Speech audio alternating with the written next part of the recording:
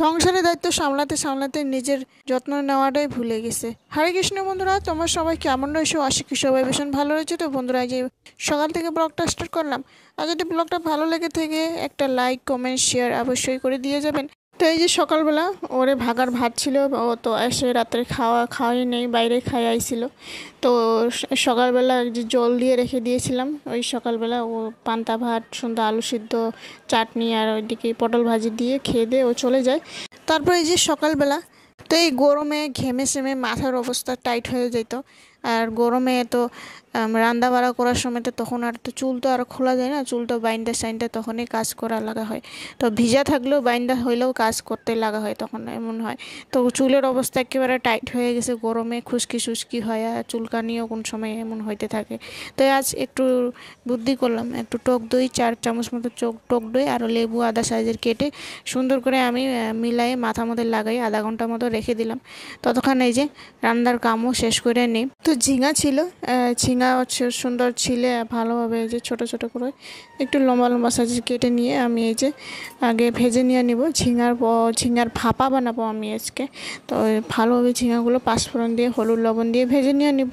তারপর নামায়ে রেখে দিলাম।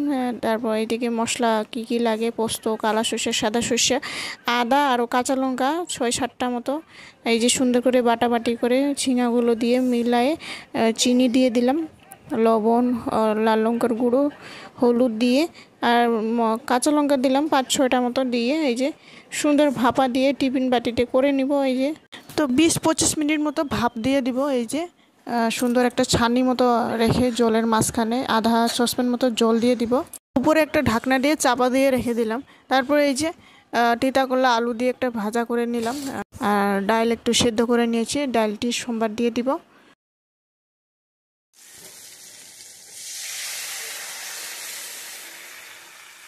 তো ডালটি এখানে সম্বার দিয়ে দিলাম। এই যে একটু ছোট টমেটো কেটে পাঁচফোড়ন, আদা আর একটু সম্বারটা দিয়ে দিই। তারপরে এই যে এই ঝিঙের ভাপাটিও রেডি হয়ে যায়। এই যে দেখুন কি সুন্দর হয়েছে, মাখো মাখো খুব সুন্দর হয়েছে। এই যে দেখুন, তো একবার এইভাবে বানিয়ে একবার গরম গরম ভাতের লগে খেয়ে দেখবেন, খুব সুন্দর অ্যান্ড টেস্টিও হয়েছে।